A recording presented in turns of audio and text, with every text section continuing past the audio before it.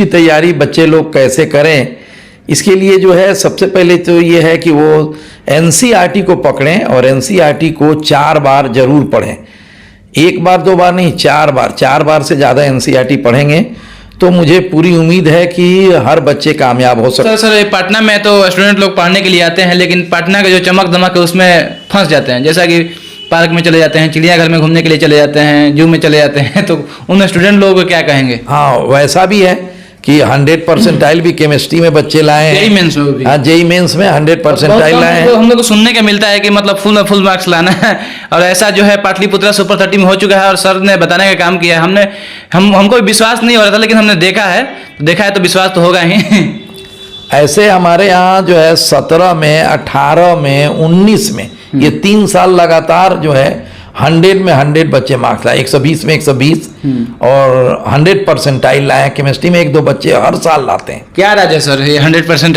ऐसा कुछ नहीं। देखें स्टूडेंट लोगों का कि एग्जाम जो है जेई का 2 बार होता है, एक लगभग जनवरी में होता है और एक अप्रैल मई में होता है। तो लगभग जनवरी में स्टूडेंट लोग डिसीजन नहीं कर पाते हैं कि हम जेई का तैयारी करें या फिर बोर्ड का तैयारी करें। बहुत सारे स्टूडेंट उसी में जेई भी खत्म हो जाता है और बोर्ड भी खत्म हो जाता है। तो क्या कहें इसके बाद? अच्छा सर, ये अभयानंद सर के साथ किस तरह से संबंध है आपका? कब मतलब पढ़ाते थे, कब? अभी तो वो तो जो है हम लोग रामानी 30 से शुरुआत हुई, वहाँ से जो है हम लोगों ने पढ़ाया। सर का बहुत ज़्यादा हम लोगों को के साथ जो है अच्छा प्रेम भाव रहा, आज भी है, ऐसा नहीं है। कल तो बीच में कोरोना पीरियड में मोबाइल का इतना ना बच्चे इस्तेमाल करने लगे हैं कि मुझे लग रहा है कि मोबाइल ही बच्चों के कैरियर को एक भटकाने का काम कर रहा है। को बता देना चाहते हैं पाटलिपुत्रा सुपर 30 यानी सुपर 30 में लगभग 30 स्टूडेंट जो हैं, 15 लड़कियां और 15 लड़के जो हैं फ्री में पढ़ते हैं। ये सर फ्री में पढ़ाने का मतलब क्या उद्देश्य है? और दूसरी चीज ये कि कंपटीशन फेस करेगा तो एक इंटरव्यू का यहाँ पर जो है पाटलिपुत्रा सुपर 30 में फर्स्ट फेज एग्जाम के बाद इंटरव्यू लिया जाता है और इंटरव्यू में जो बच्चे 15 में 12 क्वेश्चन का जवाब देते थे उनका फ्री हो जाता है। बहुत सारे स्टूडेंट जो हैं अभी हमारे वीडियो को देख रहे हैं, तो सबसे बहुत सारे दिक्कत होता है सर कि बायोलॉजी ले लेते हैं, फिर नीट में जाना है, फिर जेई में, मतलब दोनों का एग्जाम देना है, जेई का भी एग्जाम देना है और नीट का भी एग्जाम देना है। तो क्या करना चाहिए उन स्टूडेंट लोगों को? कौन सा सब्जेक्ट? बच्चे के गार्जियन को भी जो है ये बच्चे के ऊपर छोड़ देना चाहिए कि वो मेडिकल की तैयारी करना चाहता है या इंजीनियरिंग की। अगर वो मेडिकल की तैयारी करना चाहता है तो मेडिकल में सिलेक्शन थोड़ा टफ है, लेकिन ऐसा नहीं है कि नहीं होता है। पाटलिपुत्रा सुपर 30 में जो बच्चा आना चाहता है वो एडवांस लेवल के लिए अप्रैल में टेस्ट होगा, मई में 15 मई को टेस्ट होगा। अप्रैल में जो है मेंस, ये जो बिहार बोर्ड के बच्चे, जो सीबीएसई बोर्ड बच्चे जो एग्ज़ाम दे रहे हैं, वो उन लोगों के लिए अप्रैल के फर्स्ट वीक में चूँकि एग्ज़ाम ख़त्म हो जाएगा उस वक्त एक हम टेस्ट लेंगे। वो अभी टेस्ट का फॉर्म अवेलेबल है, ऑनलाइन जाकर आप देख सकते हैं और देखकर आप फॉर्म भरेंगे तभी जो है आपको एक मौका मिलेगा। और मुझे तो लगता है कि बच्चों को हर टेस्ट देना चाहिए।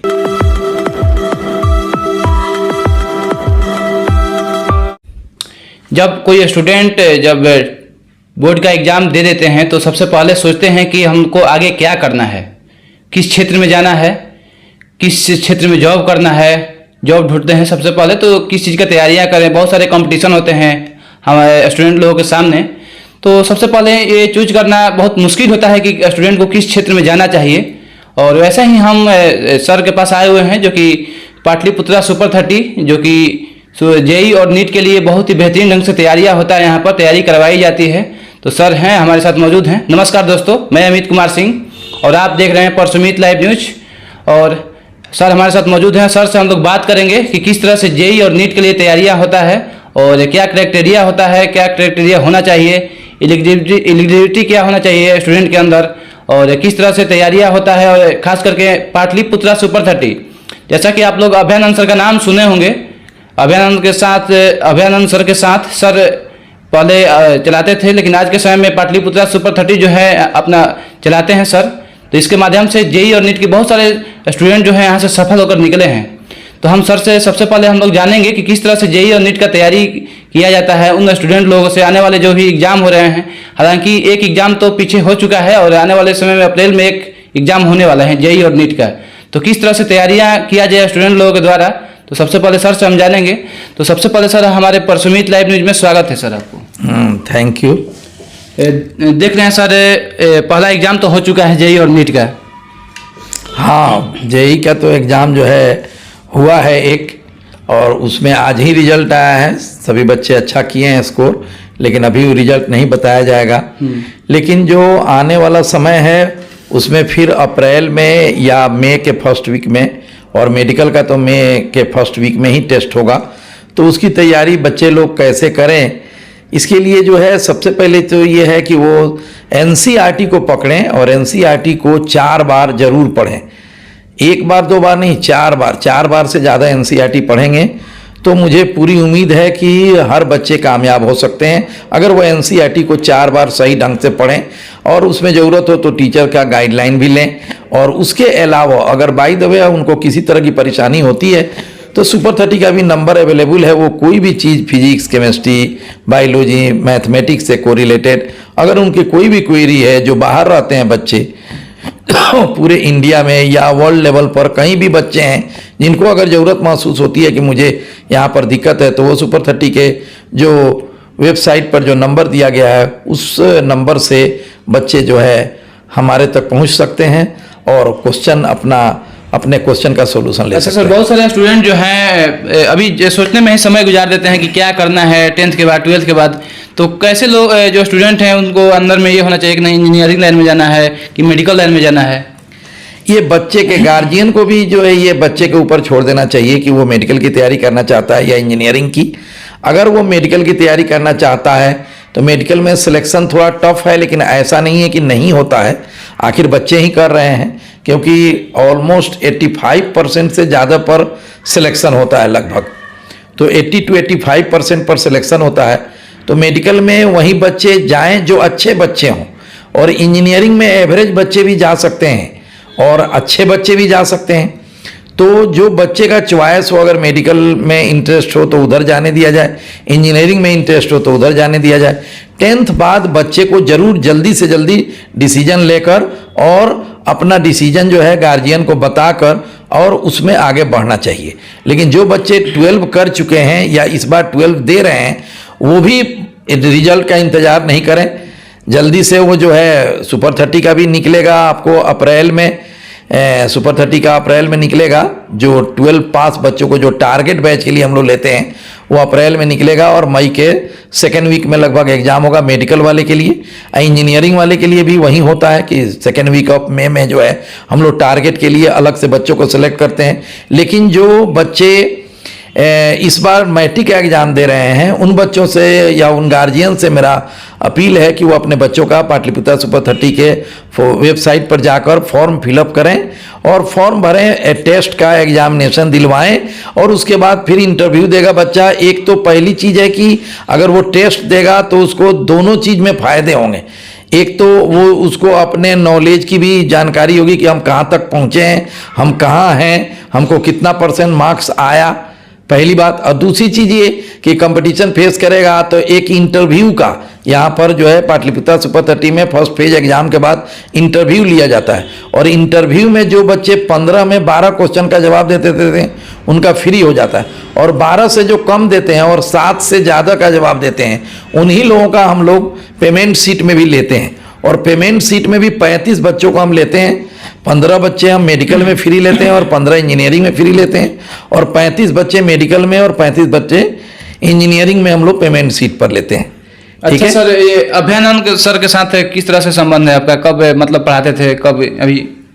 तो वो तो जो है हम लोग रामानी 30 से शुरुआत हुई, वहाँ से जो है हम लोगों ने पढ़ाया। सर का बहुत ज़्यादा हम लोगों को के साथ जो है अच्छा प्रेम भाव रहा, आज भी है, ऐसा नहीं है।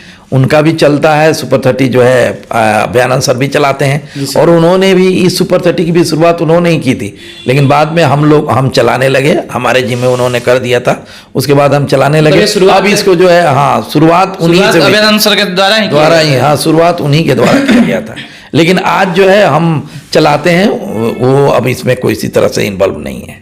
मतलब पूरा योगदान पहले मतलब रहा है उनका भी पाटलिपुत्र सुपर 30 में। पाटलिपुत्र सुपर 30 का शुरुआत उन्होंने ही किया। हाँ। तो योगदान की क्या बात है, योगदान तो रहा ही। आज भी हम लोगों को जरूरत के मुताबिक हम लोग सर से मिलते हैं और बातें होती हैं, ये सब चीज़ें। बहुत सारे स्टूडेंट जो हैं अभी हमारे वीडियो को देख रहे हैं, तो सबसे बहुत सारे दिक्कत होता है सर कि बायोलॉजी ले लेते हैं, फिर नीट में जाना है, फिर जेई में, मतलब दोनों का एग्जाम देना है, जेई का भी एग्जाम देना है और नीट का भी एग्जाम देना है, तो क्या करना चाहिए उन स्टूडेंट लोगों को, कौन सा सब्जेक्ट? ऐसे तो दोनों एक साथ लेकर चलना थोड़ा सा मुश्किल होता है, लेकिन अगर बच्चे चाहें तो दोनों भी तैयारी कर सकते हैं, लेकिन उसके लिए उनको जो है 7th 8th से ही शुरू करना पड़ेगा। इसीलिए हम लोगों ने 8th क्लास से भी बच्चों को लेना शुरू किया है। हमने इस साल से 8th क्लास से भी बच्चों को ले रहे हैं, उसके लिए भी हम टेस्ट ऑर्गेनाइज कर रहे हैं। 8th क्लास ठीक है, 8th क्लास से 8th 9th 10th के बच्चों को भी लेंगे, उन लोगों को पढ़ाएंगे, और हम 8th में ही 9th को पढ़ा देंगे, और 9th में 10th को पढ़ाएंगे, और 9th का भी सिलेबस पूरा कराएंगे, और 10th को 2-3 बार कराकर, और जब 10th में वो बच्चा जाएगा तो 10th का रिवीजन होगा, और 11th के भी कुछ चीज़ें उनको एडवांस में पढ़ा दिया जाएगा, ताकि वो आसानी से अपने गोल को अचीव कर सके। बच्चे जो आज जो दिक्कत है वो ये है कि बच्चे 10th के बाद सोचना शुरू कर रहे हैं कि हम मेडिकल में जाएं कि इंजीनियरिंग में जाएं। रियलिटी ये है कि ये चीज़ की शुरुआत 8th 7th से ही होनी चाहिए, शुरू से ही हो जाना चाहिए। शुरू से ही हो जाए तो मुझे लग रहा है कि बच्चे ज़्यादा से ज़्यादा कामयाब होंगे। ठीक है, तो हमने उसके लिए भी शुरू करने का मन बनाया है, और शुरू किए भी हैं। हम लोग टेस्ट के तौर पर अभी 7-8 बच्चों को लिए हैं जो इस बार मेरे मैट्रिक का एग्ज़ाम देंगे, और मुझे उम्मीद है कि उसमें सभी बच्चों को 95% से अबव मार्क्स आएगा।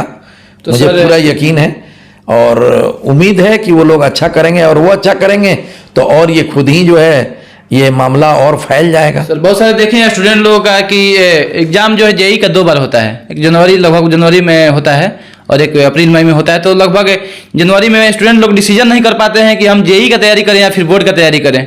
बहुत सारे स्टूडेंट उसी में जेईई भी खत्म हो जाता है और बोर्ड भी खत्म हो जाता है, तो क्या कहें इसके बारे में आप? देखिए, जेईई की तैयारी जो भी करते हैं, जो वो बच्चे जो है वो जस्ट आपको +2 की ही तैयारी के लेवल का जेईई की तैयारी है। एनसीईआरटी बेस्ड +2 में भी क्वेश्चन पूछा जाता है, और एनसीईआरटी बेस्ड ही जेईई मेंस में भी क्वेश्चन पूछा जाता है। अभी बच्चे जो जेईई मेंस की तैयारी अभी कर रहे हैं, जो इस बार जो जनवरी में हुआ है एग्जाम, उसका रिजल्ट आज ही आया है, और हमने कहा कि बच्चे कामयाब भी हुए हैं। आपके तो जो है हाँ, हमारे यहाँ लगभग सभी बच्चे लगभग कामयाब हुए हैं। 1-2 बच्चे नहीं हुए हैं, तो फिर उनको जो है हमने मोटिवेट किया है कि आप अप्रैल के लिए तैयार हुइए, लगिए, ठीक ढंग से पढ़िए। तो चूंकि अभी बोर्ड का एग्जाम था, कुछ लोगों का तो बोर्ड का एग्जाम था, और ये भी थोड़ा सा दिक्कत है कि जो है बोर्ड का एग्जाम और जेईई मेंस का एग्जाम दोनों पैरेलल चल रहा है। समझिए कि ये तो बहुत गड़बड़ था। कि बिहार बोर्ड के बच्चों का जो है इसमें बहुत दिक्कत हुई है। हो गया सर कि बिहार बोर्ड का जो बोर्ड का एग्जाम है वो पैरेलल पहला एग्जाम चल रहा है, और सीबीएसई बोर्ड का जो बोर्ड का एग्जाम है दूसरा एग्जाम वो पैरेलल चल रहा है। नहीं, दूसरा एग्जाम तो उम्मीद है कि जो है उससे पहले बोर्ड का एग्जाम खत्म हो जाएगा। अभी तो डेट आया नहीं है, डेट आ जाएगा तो क्लियर हो जाएगा। लेकिन इतना क्लियर है कि जो बच्चे जेईई मेंस की तैयारी करना चाहते हैं वो शुरू से ही करें, 11-12 से ही अपना जो है तैयारी पूरा रखें। क्योंकि कभी कभी ऐसा हो रहा है कि फर्स्ट जो जनवरी में एग्जाम हो रहा है उसमें जो मार्क्स आ रहा है वहीं ज़्यादा परसेंटाइल रह रहा है बनिस्बत सेकंड के। सेकंड में बहुत कम लोग इम्प्रूव कर पा रहे हैं, ज़्यादातर लोग फर्स्ट ही में बेहतर करते हैं। तो इसलिए जो है बच्चे ये नहीं सोचे कि हमको सेकंड में हम अपनी तैयारी करेंगे। वो जो लग रहे हैं वो शुरू से ही लगें, और एकदम बिल्कुल डे फर्स्ट से वो ये सोचे कि हम कंपटीशन की तैयारी कर रहे हैं, ये नहीं है कि हम +2 की तैयारी कर रहे हैं। अगर वो इस तरह से सोचकर आगे बढ़ेंगे तो ज़रूर वो आगे बढ़ जाएंगे और वहीं आगे निकलेंगे भी। और जो लोग 11-12 में ही सही ढंग से तैयारी नहीं करते हैं उनकी तैयारी कभी भी भरपूर नहीं हो पाती है, क्योंकि टारगेट में समय बहुत कम मिलता है, इसलिए टारगेट में बहुत अच्छे बच्चे नहीं कर पाते हैं। हम लोग देखे हैं जो 11-12 के बच्चे बहुत अच्छा कर पाते हैं, उतना अच्छा टारगेट के बच्चे नहीं कर पाते हैं। टारगेट में बहुत कम इम्प्रूवमेंट का चांसेज रहता है। हाँ, होता है लेकिन बहुत कम होता है। लेकिन जो 11-12 में जो बच्चे अच्छा करते हैं, इसीलिए कभी भी ऐसा नहीं सुने होंगे कि टॉपर जो है 5 साल पहले से तैयारी कर रहा था, 2 साल पहले से तैयारी कर रहा था, ऐसा नहीं। वो जरूर अपेयरिंग ही होता है, वहीं टॉप करता है। बहुत सारे हम सुने भी हैं कि आपकी कोचिंग में बहुत सारे फुल मार्क्स स्टूडेंट लाए हैं, क्या? हाँ, वैसा भी है कि 100 परसेंटाइल भी केमिस्ट्री में बच्चे लाए हैं। जेईई मेंस में भी? हाँ, जेईई मेंस में 100 परसेंटाइल लाए हैं। हम लोग को सुनने के मिलता है कि मतलब फुल मार्क्स लाना है, और ऐसा जो है पाटलिपुत्रा सुपर 30 में हो चुका है, और सर ने बताने का काम किया है। हमको विश्वास नहीं हो रहा था, लेकिन हमने देखा है तो विश्वास तो होगा ही।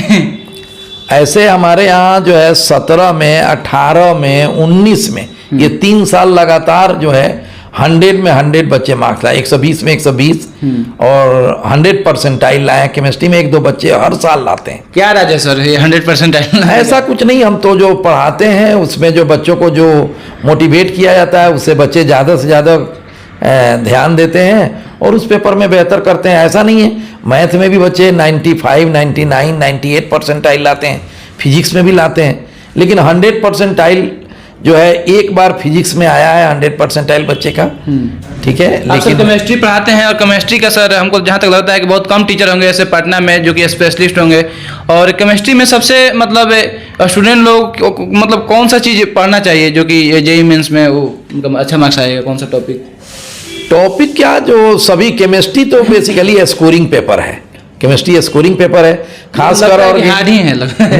खासकर ऑर्गेनिक और इनऑर्गेनिक जो है वो उसमें न्यूमेरिकल नहीं है। तो न्यूमेरिकल नहीं है तो बच्चे अगर सही ढंग से अगर अच्छे से एनसीईआरटी को रीडिंग डाले हुए हैं, थोड़ा सा कोई एडवांस बुक भी और क्वेश्चन प्रैक्टिस किए हुए हैं तो उसमें 100 में 100 आ जाता है। फिजिकल केमिस्ट्री में चूंकि न्यूमेरिकल है, जिसका मैथमेटिक्स ठीक होगा उसका न्यूमेरिकल ठीक होगा, अनूमेरिकल ठीक होगा तो वो बेहतर कर सकता है। तो मुझे पूरा यकीन है कि जो बच्चे इस बार भी हमारे यहाँ जो अप्रैल मई में जो एग्ज़ाम होगा उसमें बच्चे ज़रूर हमारे 100% कामयाब होंगे। जेईई मेंस में 100% बच्चे हमारे यहाँ से निकाल ही लेते हैं, ठीक है। और पुत्रा सुपर 30 में कितना स्टूडेंट अभी रखते हैं आप? अभी हम लोग जो है सर, हाँ तो 30 स्टूडेंट हम लोग फ्री में लेते हैं, जो भी बच्चे लेते हैं उसमें 30% बच्चे फ्री लेते हैं और बाकी बच्चे जो पेमेंट मोड में आते हैं उनको भी लेते हैं। तो लगभग टोटल हम लोग 60 बच्चे लेते हैं। 60 बच्चे मतलब टोटल लेते हैं। लड़कियां भी पढ़ती हैं कि केवल लड़के? लड़कियां भी हैं, लड़के भी हैं। लड़कियों का अलग हॉस्टल है, लड़कों का अलग हॉस्टल है। हम लोग पूरा व्यवस्था अलग रखे हुए हैं। 6 घंटा हमारे यहाँ पढ़ाई होती है और 8 घंटा हम सेल्फ स्टडी कराते हैं। 6 घंटा पढ़ाई और 8 घंटा सेल्फ स्टडी। मैंने अब सेल्फ स्टडी में भी तरीका है कि बच्चे एक ही साथ रहकर बैठकर पढ़ते हैं, एक ही पेपर को पढ़ते हैं, तो उसमें ज़्यादा से ज़्यादा बच्चे जो है एक दूसरे से मदद भी मिल जाती है बच्चों को, जिससे बच्चे आगे बढ़ने के लिए आसानी से एक दूसरे से प्रतिस्पर्धा भी रहती है और साथ साथ जो है वो आपस में इंटरनल कंपटीशन की वजह से अच्छा भी कर पाते हैं। और आप सबको बता देना चाहते हैं पाटलिपुत्रा सुपर 30 यानी सुपर 30 में लगभग 30 स्टूडेंट जो हैं, 15 लड़कियां और 15 लड़के जो हैं फ्री में पढ़ते हैं। ये सर फ्री में पढ़ाने का मतलब क्या उद्देश्य है? ऐसा कुछ नहीं है, शुरू से ही चूँकि शुरुआत जब सुपर 30 की हुई थी तो उस वक्त से ही 30 बच्चों को फ्री में पढ़ाने का कंसेप्ट था। तो बहुत सारे जगह तो जो है जो बहुत सारी संस्थाएं हैं जो पैसा देती हैं उन बच्चों को फ्री में पढ़ाने के लिए। तो हम लोगों को तो कोई संस्था से पैसा मिलता नहीं है, तो हमको नहीं मिलता है पैसा, तो इसलिए हमने सोचा कि क्यों नहीं हम वही कॉन्सेप्ट रखें, लेकिन कुछ पेमेंट मोड में बच्चे लें और कुछ फ्री में बच्चे लें और उन दोनों से मिलाकर ही एक दूसरे का काम चले। और जो बच्चे पेमेंट में पैसा देते हैं उन्हीं से फ्री वाले बच्चों का भी काम होता है। तो ये फ्री वाले बच्चे सर कौन होते हैं? मतलब हम फ्री वाले बच्चों को पहले हमने कहा कि पहले हम टेस्ट लेते हैं, अभी टेस्ट होने वाला है। हमने कहा कि जो हमारे डिस्क्रिप्शन में दिया हुआ रहेगा आप सभी देखेंगे, उसमें दिया हुआ रहेगा कि कब टेस्ट है। जाएं वेबसाइट पर पाटलिपुत्रा सुपर 30.org है, यानी www.patliputrasuper30.org, वहाँ पर जाकर देखें, या नहीं तो नंबर है डायरेक्ट आप कांटेक्ट भी कर सकते हैं और कांटेक्ट करके भी पूछ सकते हैं कि कब फॉर्म भरा रहा है, क्या हो रहा है। ऐसे दूसरी चीज़ की पहले हम लोग टेस्ट लेते हैं। टेस्ट में जो बच्चे 45% के करीब मार्क्स लाते हैं उसको हम इंटरव्यू कॉल करते हैं और इंटरव्यू में जो बच्चे आते हैं उसमें उसके गार्जियन के सामने मैं 15 क्वेश्चन पूछता हूं, उसमें 12 का जवाब जो भी बच्चा दे देता है उसका फ्री हो जाता है और 12 से कम और 7 से ज़्यादा का जो जवाब देता है उसी को हम लोग पेमेंट मोड में लेते हैं। क्योंकि फ्री वाले बच्चे के साथ पेमेंट वाले बच्चे तभी रह पाएंगे जब उनके अंदर भी कुछ एनर्जी हो। ये नहीं कि किसी भी लेमैन को नहीं लिया जाता है, क्योंकि अगर किसी भी बच्चे को ले लेंगे तो फिर हमारे जो है टीचर की इफिशियंसी जो होती है वो पूरी तरह से यूटिलाइज नहीं होती है। सही बोल रहे हैं सर। क्योंकि अच्छे बच्चों को ही थोड़ा बेहतर ढंग से गाइड करके और जो एवरेज बच्चे हैं उनको गाइड करके एक मुकाम तक पहुंचाया जा सकता है। बहुत सारे सर पटना में तो स्टूडेंट लोग पढ़ने के लिए आते हैं, लेकिन पटना का जो चमक दमक है उसमें फंस जाते हैं। जैसा कि पार्क में चले जाते हैं, चिड़ियाघर में घूमने के लिए चले जाते हैं, जू में चले जाते हैं, तो उन स्टूडेंट लोगों को क्या कहेंगे? देखिए, कोई भी बच्चा अगर मेडिकल इंजीनियरिंग की तैयारी करना चाहता है तो 10 से 12 घंटा उसको पढ़ना पड़ेगा, और इतनी देर पढ़ाई करने के लिए उसको बाहर की दुनिया से दूर रहना होगा, मोबाइल से भी बहुत हद तक दूर रहना होगा, क्योंकि आजकल तो बीच में कोरोना पीरियड में मोबाइल का इतना ना बच्चे इस्तेमाल करने लगे हैं कि मुझे लग रहा है कि मोबाइल ही बच्चों के कैरियर को एक भटकाने का काम कर रहा है। मोबाइल बच्चे के कैरियर को भटकाने का काम कर रहा है। लेकिन सर, तो अभी तो ऑनलाइन बहुत सारे क्लास चल रहे हैं, तो ऑनलाइन क्लास से कितने % बच्चे सीख पाते हैं? हम लोग तो नहीं समझ पा रहे हैं कि ऑनलाइन क्लास से बच्चे बहुत ज़्यादा सीख पाते हैं। आप रिजल्ट के रेशियो में देख लीजिए कि ऑफलाइन बच्चे के ज़्यादा बेहतर रिजल्ट होता है कि ऑनलाइन बच्चों का बेहतर ज़्यादा रिजल्ट होता है। ऑनलाइन से कुछ चीज़ें फ़ायदा हुई हैं, ये मैं इससे इनकार नहीं कर सकता, लेकिन ऑफलाइन की जो ब्यूटी है वो ऑनलाइन में नहीं है। और हम लोगों के यहाँ जो रिजल्ट होने का जो सबसे बड़ा कारण है वो ये है कि हम लोग मोबाइल अलाउ बच्चों को नहीं करते हैं। पहला चीज़, मोबाइल अलाउ नहीं करते हैं। हॉस्टल फैसिलिटीज है, बच्चे को 24 आवर अपने साथ रखते हैं, कोई ना कोई टीचर उनको गाइड करने के लिए हमेशा रहता है। वो मैं खुद मैक्सिमम टाइम जो है यहीं पर अवेलेबल रहता हूँ। जी सर। लगभग सुबह 10 बजे से लेकर, या 8 बजे से कहें, 8 बजे से क्लास होता है, 8:30 8 बजे से 10 बजे से लेकर और 10-11 बजे रात तक मैं खुद यहाँ रहता हूँ। तो इसलिए बच्चों को एक प्रॉपर गाइडलाइन मिलने में भी कोई कमी नहीं रहती है। हर तरह की चीज़ें जो भी चाहे, जो बच्चा को दिल में आए, जब भी आए वो क्वेश्चन पूछ सकता है। ये भी बताया गया है कि आप रात में भी अगर मान लिया कि आप 12 बजे पढ़ रहे हैं और आपके दिमाग में कोई क्वेश्चन आता है तो आप को रिलेटेड टीचर से, मैनेजमेंट के आदमी से कहकर आप कॉल करा कर आप पूछ सकते हैं। तो इससे ज़्यादा सहूलत क्या होगी जी। तो हमारे यहाँ जो भी बच्चे आते हैं पाटलिपुत्र सुपर 30 में, उन बच्चों को हम लोग प्रॉपर गाइड करते हैं। और इंजीनियरिंग में ऑलमोस्ट 100% जेई में हम लोग रिजल्ट देते हैं। 100%? हाँ, 100% मेंस में रिजल्ट आ जाता है। और एडवांस में रिजल्ट तो वो तो बच्चे की मेहनत पर भी डिपेंड करता है, उसमें कोई गारंटी नहीं दे सकता। और मेडिकल में भी हम लोग कोशिश कर रहे हैं, बेहतर है अभी रिजल्ट, लेकिन बहुत बेहतर अभी नहीं हुआ है, लेकिन होगा। उम्मीद है कि जो 3 टिप्स बताइएगा सर पढ़ने के लिए स्टूडेंट को किस तरह से मेन। तो पहला तो ये है कि बच्चे जो है मोबाइल से दूर रहें और अपने को जो है पूरी तरह से सब्जेक्ट वाइज बांट कर पढ़ें कि हमको इतना समय ये चीज़ पढ़ना है। और तीसरा कि जो है अपने ऊपर पूरा विश्वास रखें, क्योंकि जब तक अपने ऊपर विश्वास नहीं होगा कोई आदमी कामयाब नहीं होगा। जी सर। अंत में जेई और नीट के लिए जितने भी स्टूडेंट हैं क्या कहेंगे, किस तरह से हम ये कहा सुपर 30 में आने के लिए?